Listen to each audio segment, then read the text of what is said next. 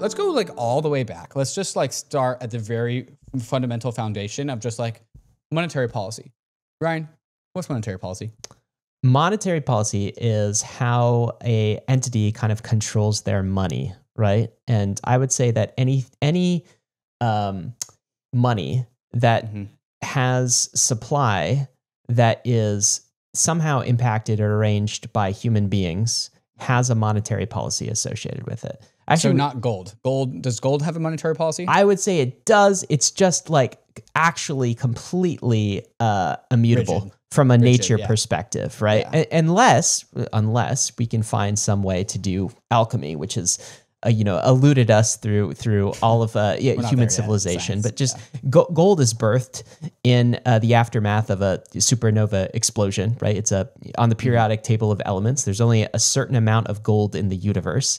And so it's sort of derived its scarcity due to that. Everything else besides natural elements, even Bitcoin, even Ethereum, we'll get into it, and especially fiat currencies, they all have a monetary policy, which is just their issuance. How much of the supply are they issuing both now, in the past, and into the future?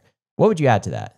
Yeah, I would say monetary policy, like on the human tech tree of like advances in technology, emerges sometime after both government and army. And so like armies, they protect a fiat currency, right? They enforce its value. Governments like produce the actual monetary policy, and then armies give these governments power.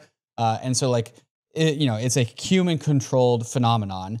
Policy implies some sort of like opinion about what money should be. And so I call it like relatively like a new phenomenon in the world.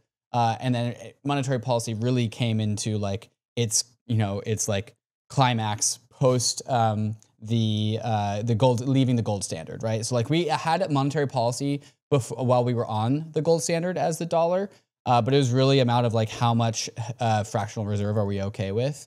Then once we went off the gold standard, we can like, all right, well, we now have complete and total control over the monetary policy of the US dollar. And so it's been this emerging thing alongside the role of like fiat currencies. Yeah, maybe we should talk about that in the context of the different types of money that exist in a modern fiat-based economy, so a modern nation-state economy. And all of these are kind of like subject to manipulation because you just talked about the birth of government, the birth of sort of paper money, getting off of the gold standard, which had sort of an immutable monetary policy inherent in it. And there are like three. There's more than these, but the three areas of money that we could focus on are M0, M1, and M2. So money 0, money 1, and money 2. Money 0, maybe we should start there and do some quick definitions. So M0 is base money. What exactly is that? I call base money almost like bare asset money. It's not a precise definition, but it's like kind of close. It's literally just like the raw underlying money of the whole economy, like literally printed dollars, and then dollars also held like digitally at the Federal Reserve. So this is like strictly currency in circulation plus commercial bank reserve balances inside of the Federal Reserve. It's like there's no deeper level other than M0. It's at like the basement level of currency. And you said the Federal Reserve, so this is kind of we're doing this mostly in U.S. terms, of course. We're talking about the dollar as the unit of account here, and the dollar being sort of the reserve currency for the world right now. It makes sense to talk about the Federal Reserve and the dollar specifically. So that's all of the physical cash that you see in the economy shrinking. I would say there's not much physical cash in our daily usage, and it's also the banknotes that are held at the Fed, the commercial banknotes held at the Fed. And if we look at what that number is right now, this is monetary base, total monetary base since 1959. And you can kind of see this over time. So David, we are at about $5.8 trillion in M0 as of today. And you can see this chart.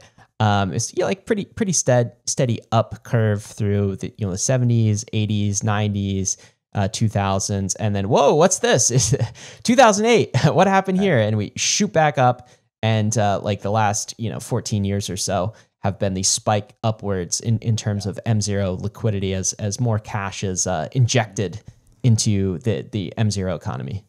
Yeah, there's like two eras in this curve that really like stand out to me. There's the first era up to 2008 where like the slope is like pretty like linear, consistent, like regulated, dependable. And then 2008 happens and then the curve is, at first it jumps up as in like we added a lot of money supply into the world. But then it like kind of gets erratic and unpredictable and you can kind of see opinions showing up in M0. You can see this is the Federal Reserve starts to be like, oh, you know what we can do? We can like leverage these levers. We can spin these dials a lot more than we have. And this all kind of came into vogue in 2008. You said opinions, but when I go into more detail on those opinions, they seem like very short-term opinions. It seems like somebody is drunk on the levers and just like leaning into them, like jerking them one direction or another. It's much more jerky. Opinions were expressed before this, but like they were very gradual. Right. And here's these incredible jerky ups and downs as far as M0, but always up. I'll note that it's almost always the long-term trajectory is up. So that is M0. What's the next M that we should consider? We're going to talk about M1 and M2, but I just also kind of want to put a wedge between M0 and M1 that doesn't exist between M1 and M2. M1 is derivative money. And M2 is also derivative money. So like now, once you go beyond zero, you're into the world of derivative money. And really like M1, M2, M3, technically it keeps on going. It's like MN, like an infinite number. But really once you start to get beyond M3, it starts to get kind of foggy. M1, derivative money, first order derivative money is money like with a trusted intermediary. It generally includes the most liquid forms of money, things that are essentially money without actually being money that can quickly and easily be used for transactions. This is money held in commercial banks, savings held by banks and financial institutions. It's basically base money with a single order of intermediary between you, the user of M1, and base money. So like I would simply call it like M1 is like first order derivative money. Very liquid, but just not as perfectly liquid as M0. So the way this manifests to you is M0, of course, is like a $20 bill in your wallet. Okay. Mm-hmm. M1 is the money in your savings account, your checkings account in Wells Fargo. Right. That's very, what M1 very is. accessible, but technically still subject to run on the banks. Yeah, exactly. It's their, PayPal. It's, all of the digital money that you see in kind of like your own consumer personal savings account. That's sort of M1. It's kind of the stuff that we, like basically use today. The point is that there's risk at M1 and there's zero risk at M0. Like with any sort of centralized trusted intermediary, there's insolvency risk, credit risk, theft risk. There's some sort of trust happening at the M1 layer, which is the meaningful differentiation between M0 and any other M, which is like there's an intermediary between you and anything above M0. Right. I don't feel like we feel that trust anymore. Like it doesn't feel risky anymore because, there used to be runs on the banks and things like this where your M1 is at risk and you better switch your bank. Now we have FDIC insurance up to $250K, and it seems like the Fed system will bail out any bank that leads to insolvency. But I guess there is some risk here. One important point to note is this is a lot bigger in terms of M1 is it's much larger. It's kind of like another circle, outer layer, I would say. If just M0 is kind of the nucleus, M1 sort of surrounds it. We're looking at about $18 trillion of M1 right now. Versus the 5.9 trillion of M0. And part of this comes from the fractional reserve layer of the commercial banks. Exactly. So like $1 in turns into like $10 out at the commercial banking layer. And so this is where we see like expansion of the monetary supply. Whereas the monetary base is at one number, the M1 number will always be some sort of multiplier on that because we live inside of a fractional reserve system. So, David, if you thought the M0 chart was ridiculous with all of these ups and downs, look at the M1 chart here. And not much actually occurred in M1 supply in 2008, but something happened around 2020. And we see this absolutely like massive mountain cliff edge spiking upwards. What is that? What happened here? Yeah, well, starting actually back at 2008, it's notable that M1 did not go down during 2008, even when, like, according to central bankers, we were on the brink, right? We were on the brink of a financial depression. But like we learned from the financial depression that we need to quickly inject stimulus into the economy, and so we did that. And without being an expert in like the history of the Federal Reserve, like kind of staved away like a meaningful amount of depression out of the post 2008 economy. What happened after 2008 is like you see the steady slope upwards of M1 actually accelerate from pre 2008 to post 2008. Then we hit COVID. COVID stimulus. Wow. COVID stimulus was like a different beast in which like everyone's memory goes back to 2008. And we're like, you know what worked in 2008? Stimulus. We're going into COVID. We're going into a pandemic. You know what we should do? Stimulus. Turns out like the COVID crisis and the 2008 crisis were like meaningfully different types of financial crisis. And we only really know this in hindsight, but like the COVID crisis didn't necessarily justify the amount of stimulus that we got, but nonetheless, we made that happen.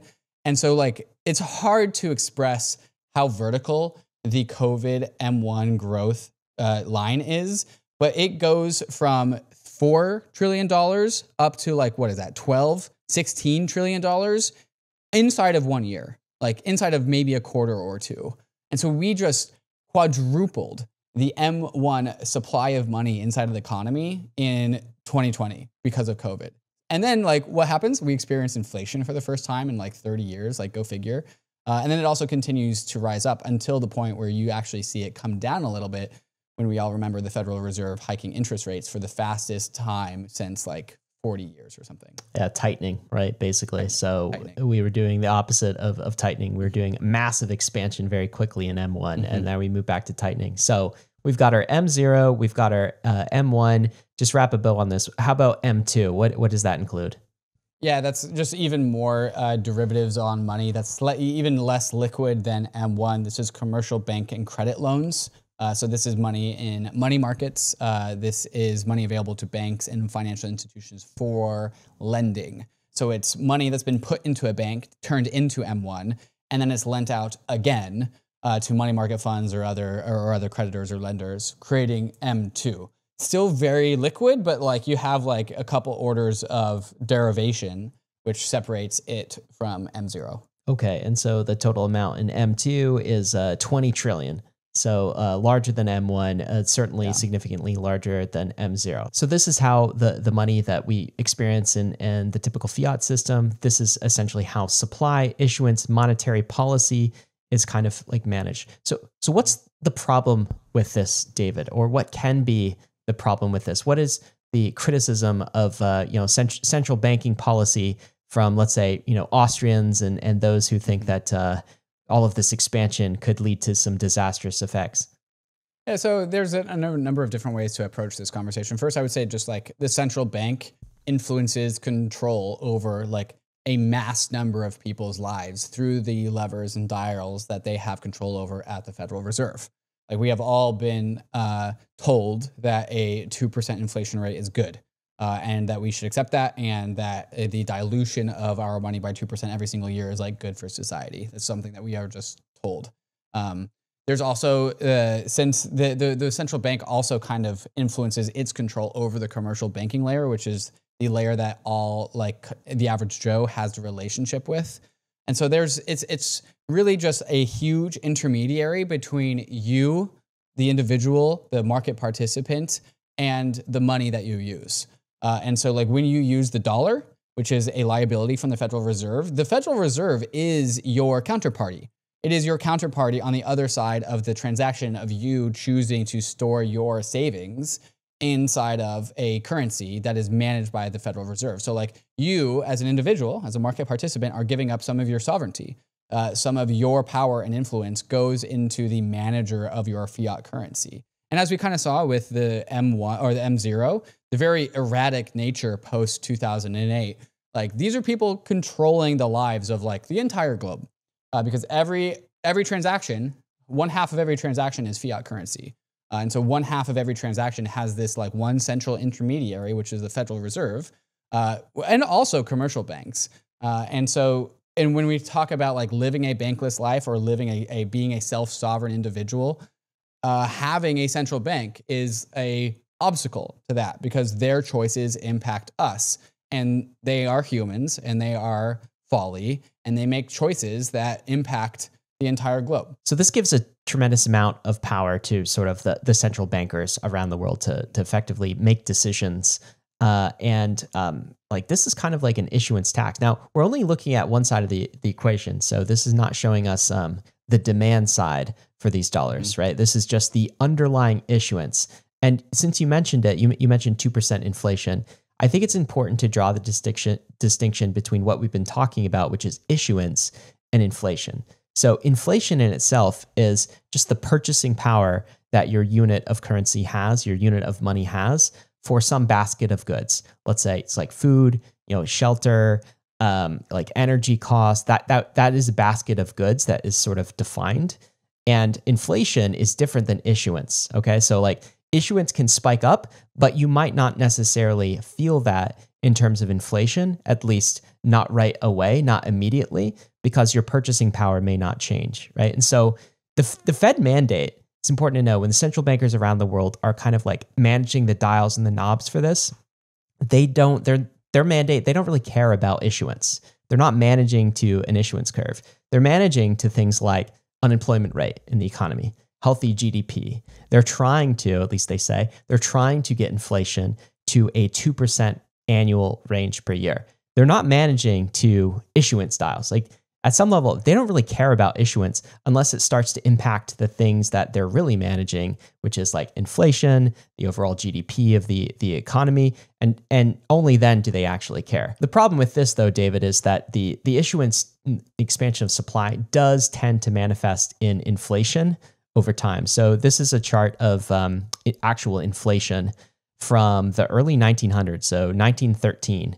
Over time. So you could see you're starting on this chart with about $10. And if you scroll all the way forward to February 2024, it requires $310 to have the exact same purchasing power of $10 you had a year ago. Another way to show this chart is sort of like what's the purchasing power of a consumer dollar from the early 1900s to the 2020s where we are. The dollar's lost over 97% of its value since 1913. So if you're holding wealth, at least over the long term in a dollar, it's basically a shit coin. Like you're not actually able to hold your wealth over any period of time. Yeah, and this is something that, like, of course, early Bitcoiners instantiated inside of their culture, which is like, we don't stand for this. In fact, the purchasing power of money ought to go up over time, not down over time. The loss of the value of the dollar came to the benefit of a select few individuals. There's this concept called the Cantillon effect, where the people who are most proximate to the issuance of money benefit the most because they are nearest to the money printer. And so they get to purchase goods before inflation sets in. Actually, they are the cause of inflation because they have this privilege of buying goods before inflation defines other people's value of their savings. And so Bitcoin has always been this reaction to this phenomenon. Like, what if we actually had a supply schedule of our money that was not responding to human incentives or human desires of a select few people? And instead, what if we use this money that stayed stable in supply and in theory would actually grow in value as a function of its demand inside of the economy? And so this is the Bitcoin theory. The Bitcoin idea is like, you just take this little decaying dollar graph and invert it. Whereas the dollar loses money over time, Bitcoin would in theory grow in value over time as a function of the growth of the GDP around Bitcoin. To continue leveling up your crypto game, then you need to get on the Bankless newsletter. It's the world's most popular crypto email and is completely free. Just click below to sign up.